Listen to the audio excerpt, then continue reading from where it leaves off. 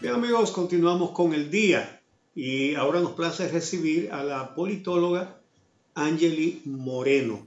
Muy buenos días, bienvenida a El Día. Muy buenos días, Uchi, Javier Cabreja, que sé que está ahí. Muchas gracias por la oportunidad.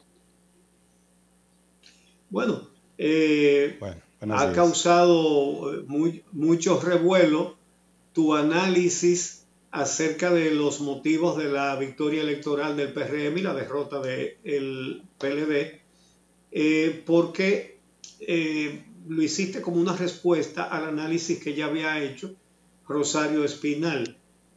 Pero bueno, lo que quisiéramos es que tú nos expliques aquí esos componentes que tuvo este resultado que terminó con 16 años consecutivos de gobiernos del PLD y ha traído al poder a un partido, digamos que relativamente nuevo, pero bueno, como partido nuevo. ¿Cuáles son las causas principales de ese cambio? Bueno, la verdad es que hay que ir un poco a la historia de lo que ha pasado en los años recientes del PLD. El PLD llega al poder por sus méritos, porque se encargó de tener una militancia preparada a través de los círculos de estudios que dejó prehecho el profesor Juan Bosch, y llega al PLD, se mantiene el poder por su disciplina. Es entonces cuando el PLD deja de ser un partido disciplinado y donde los egos se inflan, donde comienzan a haber problemas dentro del PLD para mantenerse en el poder. Como ustedes saben, antes teníamos un liderazgo caudillista en la República Dominicana, y este liderazgo se pasó de una forma u otra a Leonel Fernández cuando muere Balaguer, pero no sin antes pasarle ese liderazgo a Leonel Fernández. Entonces, en el PLD surge Leonel como líder y luego la figura de Danilo Medina. Entonces, mantenerse en el poder hizo que en el 2016 hubiera un pacto incluso entre ambos que aparentemente se iba a romper, y luego se hizo esto de lo creo que fue una reunión que se dio en Juan Dolio, donde luego de que sacaron el tema de Quirino y otras cosas para incidentar la ida al poder de Leonel Fernández, saliera como una figura de unión, como si podríamos decir Margarita Cedeño de Fernández, pero al parecer también Margarita tenía su propia agenda. Entonces pasa todo esto y llega a la República Dominicana con este lío que tenemos de los egos en el Partido de la Liberación Dominicana, un desgaste que se dio durante ese tiempo para que el PLD tenga que salir del poder. O sea, una vez llega al poder, empiezan los egos a inflarse, empiezan los caudillos, los aspirantes a caudillo, diría yo, a querer disputarse en el poder. Y una vez esto ocurrió, ya trasciende la Casa Nacional del PLD los líos que se dan dentro del Partido de la Liberación Dominicana, y es contado en la opinión pública, algo que no era muy común de ver, en la misma voz de los miembros del comité político. O sea, el comité político no se renueva, ya se cierran, como quien dice, las entradas para acá, y eso fue como lo que fue dando paso a la crisis que había dentro del PLD, ligado a la desconexión que había con la ciudadanía y con las bases justamente del Partido de la Liberación Dominicana.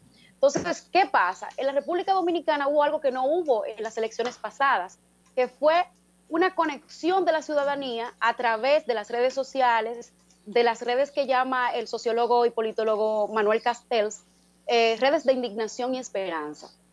Las personas comenzaron de una forma u otra a integrarse y a protestar por temas que no tenían respuestas.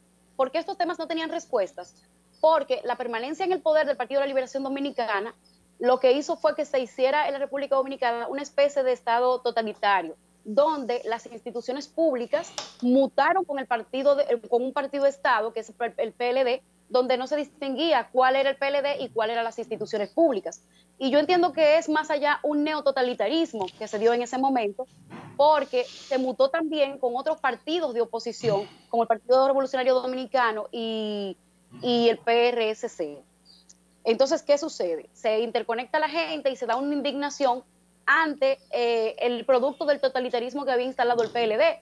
¿Por qué? Porque los órganos de Estado que están llamados a fiscalizarlos, como la Junta Central Electoral, la Cámara de Cuentas y otros órganos, no podían ejercer su trabajo, al igual que también ocurrió con el Poder Judicial, que de alguna forma u otra estaban postrados ante el Ejecutivo, porque vivimos en un Estado presidencialista, donde en la República Dominicana se caracteriza porque el poder se concentra en el. ¿Qué sucede?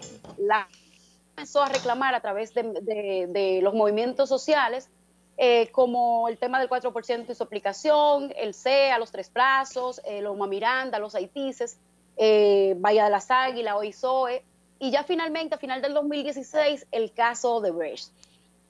Todo esto sin tener respuesta, porque los organismos que justamente fiscalizan estos temas estaban copados del liderazgo del PLD. Entonces, ¿qué sucede? Surge la Marcha Verde.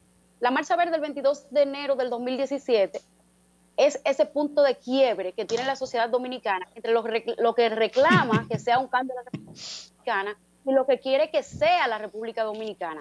La Marcha Verde logró, porque todos los movimientos políticos tienen un objetivo. En el caso del 4% fue para que se le asigne el 4% a la educación, se logró y evolucionó. Ya después se reclamaba que ese 4% sea aplicado de manera, vamos a poner, inteligente, y no en obras de construcción y personal en las escuelas, para mantener una estructura precisamente. Entonces, ¿qué sucede?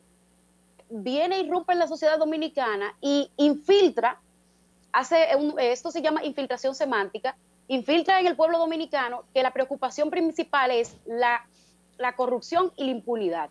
Y de hecho, después de la Marcha Verde, las encuestas como Gallup y otras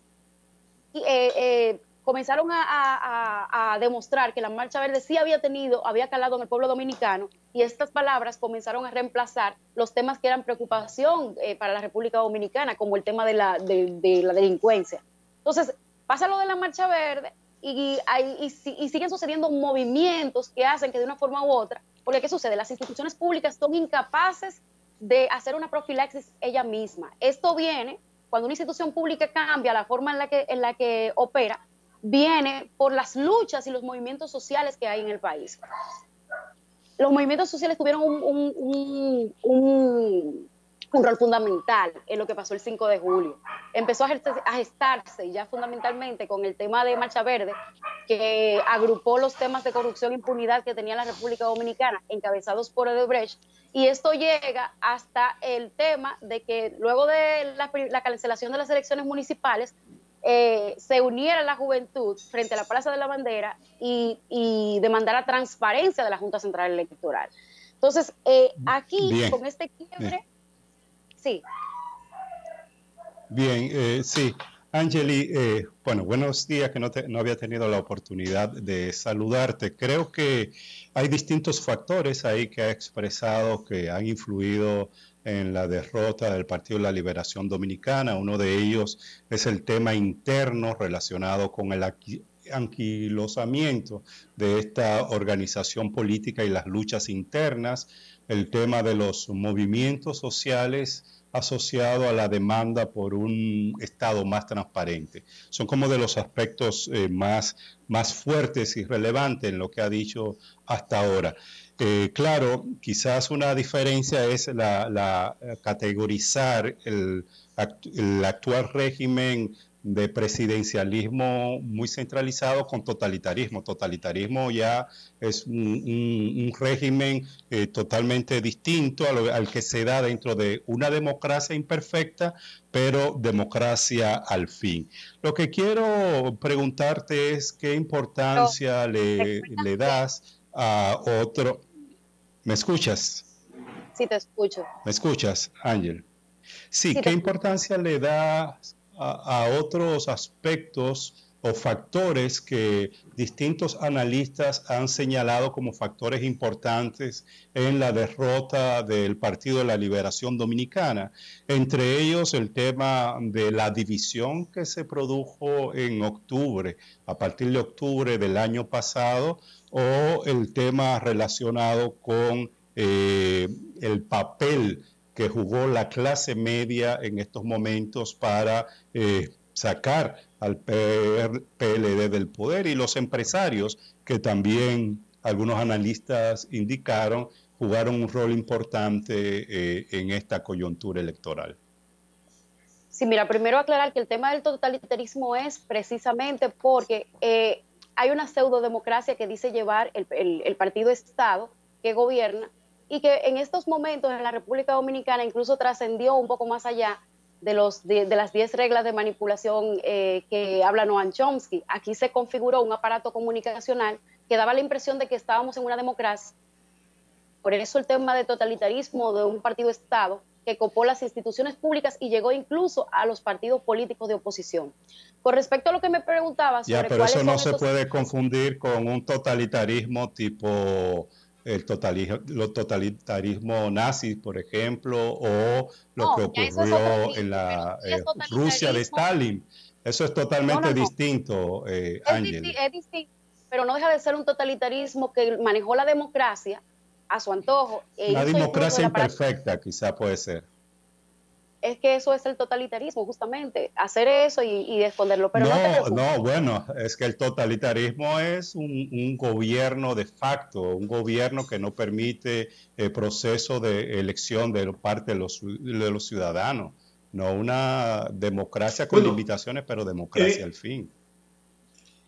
Pero hay que tomar en cuenta también que hay muchas circunstancias de facto.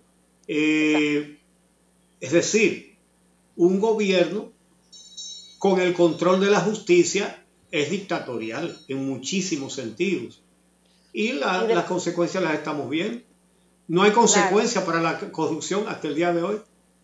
Y de hecho también la persecución de periodistas que tuvieron que salir de sus espacios, como te puedo mencionar, Altagracia Salazar. Bueno. O sea, eso sí era un control. Precisa. De hecho, sí. Se trató a eso agréguele la persecución a las encuestas también. Exacto. Con espionaje y todo eso. Aquí no, si seguía ese partido, aquí no se iban a poder hacer encuestas. No. Y es una Señores, podemos caer en el error. Perdón, Javier, se puede caer en el anteriormente, porque las dictaduras que se dieron antes no son las mismas que vemos hoy. La sociedad ha cambiado y no permite que sean los mismos factores lo que definan la dictadura. Pero bueno, yo entiendo que sí había un totalitarismo por las descripciones que se pueden dar del tema totalitario y lo que es un partido de Estado gobernando y controlando no solamente los demás boletos del Estado, sino también los organismos que deben fiscalizar el funcionamiento correcto del Estado. Eso por otro lado. También, como otros factores de lo que tú mismo mencionabas, dice Rosario Espinal que se dio una rebelión de la clase media. Yo pienso que la influencia de la clase media en el cambio que se dio el 5 de julio de gobierno que vimos ya, fue más en los movimientos sociales, pero la clase media no es tan poderosa como para derrotar en las urnas a un gobierno, porque la clase media dominicana es muy pequeña. La clase media sí estuvo vigilante, al igual que el resto de la sociedad, de que estas personas se enriquecieron de una manera burda, gente que comenzó, qué sé yo, con un chinchorrito, un colmado, por ejemplo, con el caso de Félix Bautista, termina hoy teniendo una riqueza que muy, muy difícil de justificar, y que dicho sea de paso, fue como lavada por el Ministerio Público, porque ahora mismo Félix Bautista es una de las personas más transparentes, porque ya fue juzgado y no se le puede volver a juzgar por un tema que ya se le juzgó, como ese tema del enriquecimiento ilícito. También la división del PLD fue fundamental. Para mí no hubiese podido incluso, de hecho, ocurrir un tema distinto a lo que tenemos hoy si no se divide el PLD. Pero el PLD bien se dividió por los egos que había dentro del partido, el deseo de mantenerse en el poder de un lado y el deseo de volver el otro, sin darle paso a los delfines, a los famosos delfines. Y dicho sea de paso, aun cuando Danilo Medina designó de que le dio su apoyo a Gonzalo Castillo, y los demás delfines decidieron apoyar a Gonzalo Castillo cuando se va a las elecciones, finalmente lo dejaron solo, porque ellos mismos no estaban contentos con la decisión que se había tomado dentro del partido, cuando ellos juraron que la persona que sea elegida iba a ser respaldada por ellos. Yo no vi a nadie de esos delfines salir con Gonzalo, exceptuando a Margarita Cedeño de Fernández, quien se le dio también una cuota de poder como vicepresidenta, o se le permitió ir como vicepresidenta, pese a que ella tenía más méritos a entender de muchas personas en la ciudadanía que Gonzalo Castillo. Entonces eso también trajo un quiebre dentro del Partido de la Liberación Dominicana. Están los factores externos, temas como, por ejemplo, que ya Estados Unidos no se sentía tan cómoda quizás con las relaciones que tenía en la República Dominicana, y una muestra de esto es la llamada de Pompeo a Danilo Medina, cuando se pretendía modificar la Constitución para habilitar al presidente. También está el respaldo de los grupos económicos, no solamente al PLD, también al PRM, pero los grupos económicos se mantuvieron hasta el final con el PLD. ¿Por qué? Porque si tú te das cuenta, cuando se hablaba de estado de emergencia, los pequeños y medianos empresarios gritando porque tenemos un montón de empresas cerradas ahora mismo, sin embargo la cúpula de las grandes empresas se mantenía en que sí se mantenga el estado de emergencia, como un apoyo al gobierno y un apoyo también a sus intereses, que estaban de una forma u otra dándose, o sea, no habían parado porque se les seguía comprando insumos y seguían teniendo incidencia en la economía local. También no se puede descartar el fortalecimiento del PRM como partido y la unión a lo interno de este partido. El PRM se había caracterizado, pese a su surgimiento hace ya, creo que 6 años atrás, por sus pugnas internas y por la lucha del poder. Sin embargo, un lado cedió y el otro se fortaleció. Y dicho sea de paso, se unió a los grupos de la sociedad civil, que hoy incluso vemos personas de la sociedad civil que se han nombrado para el futuro gobierno, y vemos también un fortalecimiento a lo interno que no se opuso a como anteriormente había ocurrido con el PRM. Pero el PRM también, aparte de que supo mantenerse cohesionado para las elecciones, gozó también del respaldo, de un voto de castigo al PLD. El PLD, la gente que votó por el PRM, hay un voto duro que tiene el PRM, pero hay un voto que no estaba contento con el PLD y le dio un castigo al PLD y por eso apoyó al PRM. Esas son la gente que también salió, por ejemplo, cuando asumió Luis Abinader el discurso, el mismo 5 de julio, de que había ganado las elecciones, se dio una bulla diciendo que querían cárcel para los corruptos. Ahí sale Marcha Verde y ahí sale ese grupo que votó por el PRM porque realmente tenía un deseo de cambio en la República Dominicana. Bueno, muchas gracias a Angeli Moreno por traernos su análisis al día. Muchísimas gracias, Angeli, interesante.